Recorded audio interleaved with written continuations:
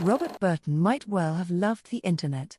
His, whose first of 6 editions published during the Oxford clergyman's lifetime appeared in 1621, is the apogee of Renaissance scholarship, at once the summer of classical learning spliced and rendered in the vernacular for the delight of its early modern audience, and a dense network of embedded quotations, a seemingly infinite set of hyperlinks.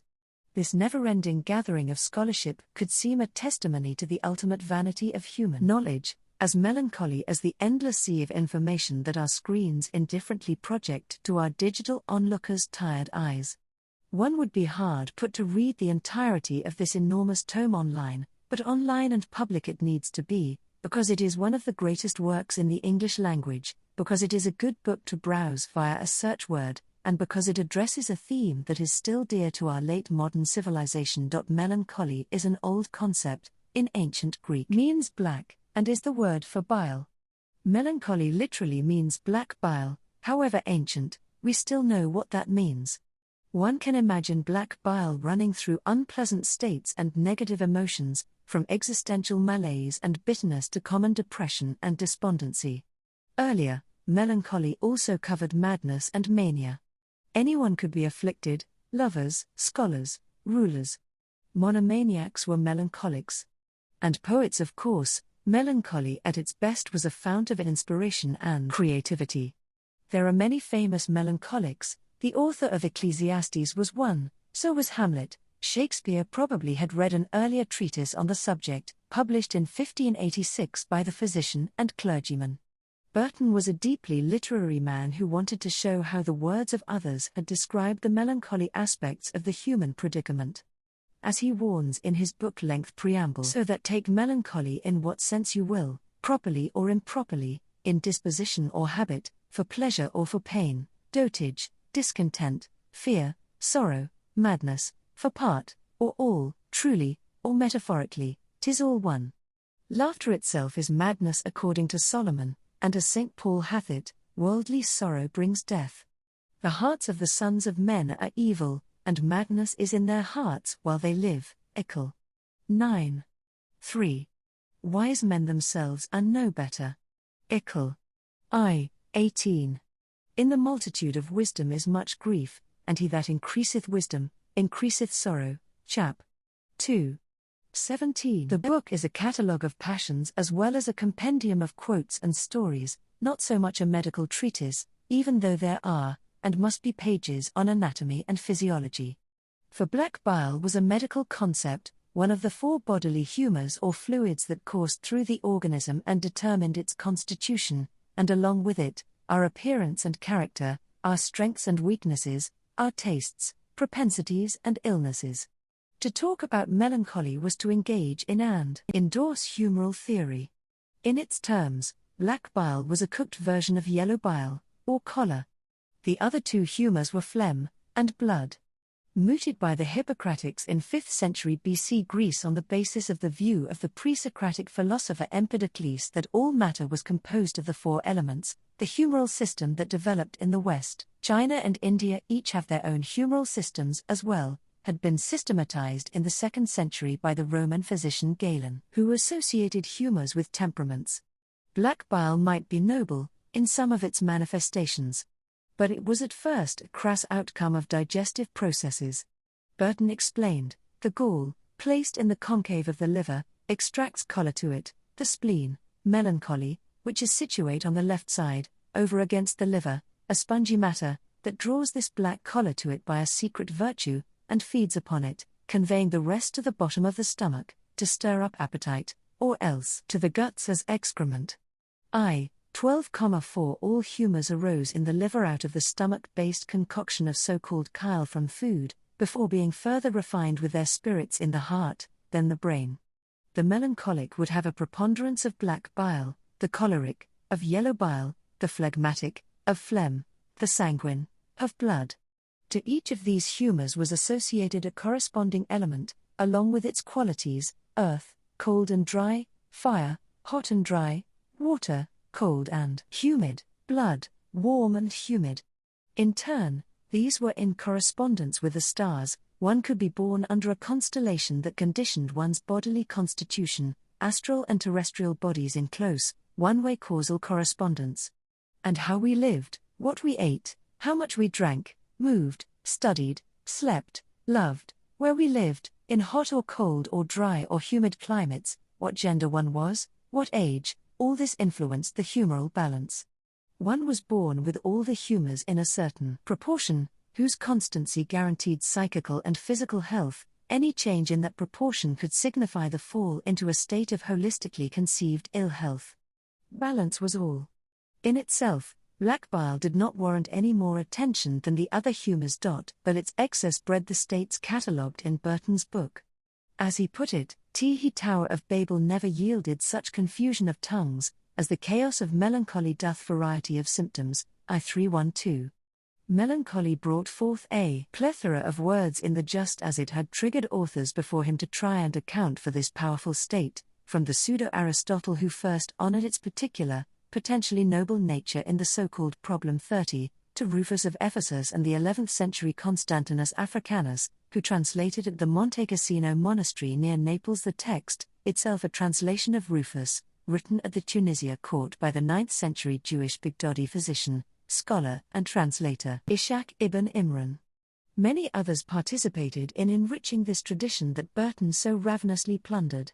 Geographically and chronologically extended, the long lineage of humoral knowledge guaranteed its authority. Humors were imagined entities that were general enough to explain everything about the interlocked body and psyche, but too general to correspond to any real bodily substances.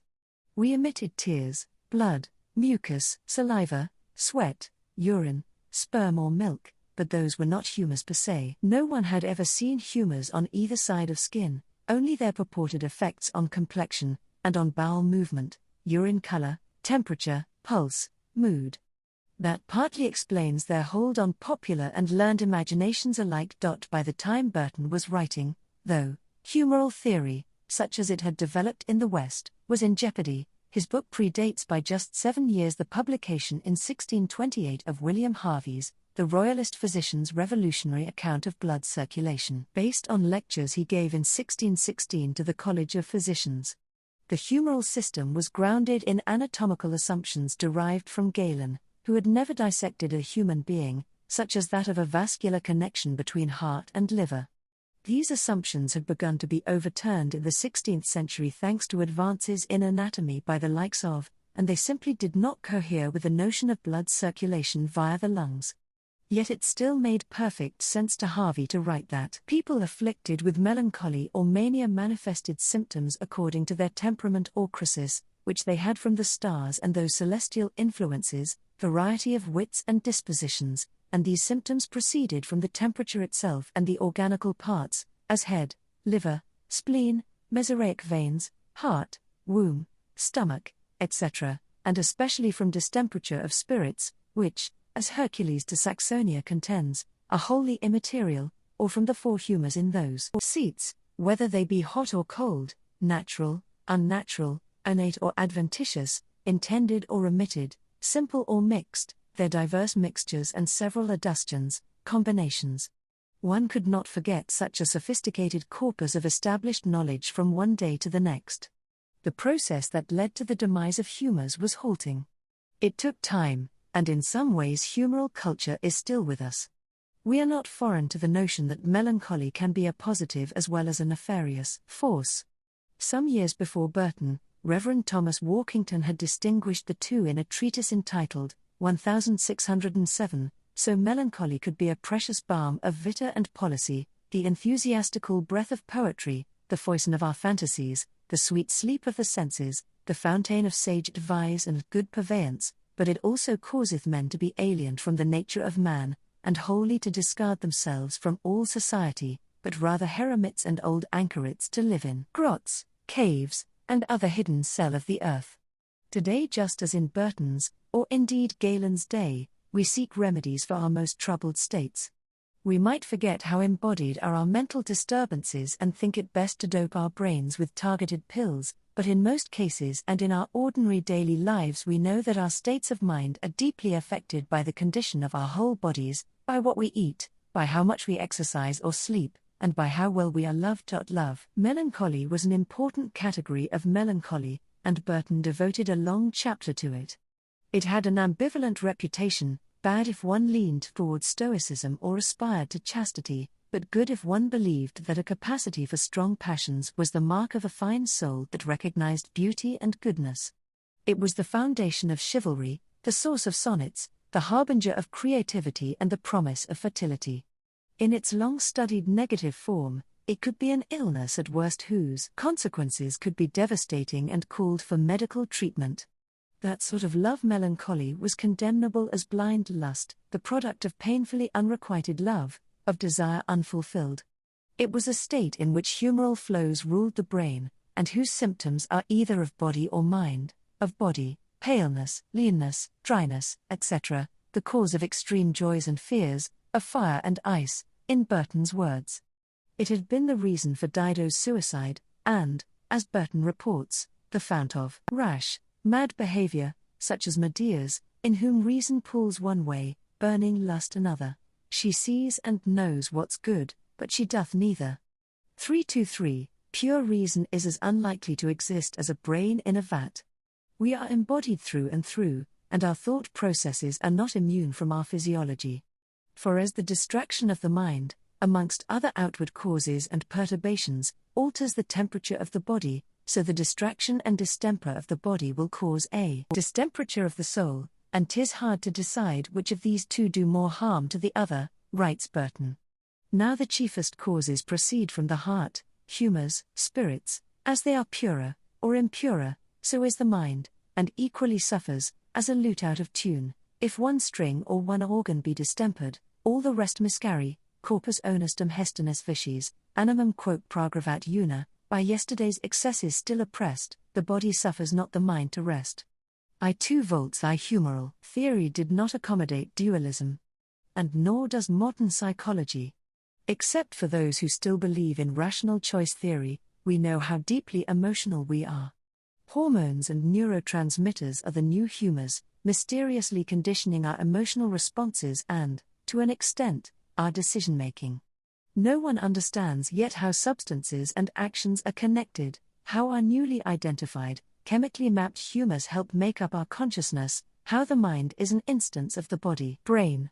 Those questions remain at the heart of Burton's infinite book and its countless stories of human endeavors, battles, miseries, and hopes.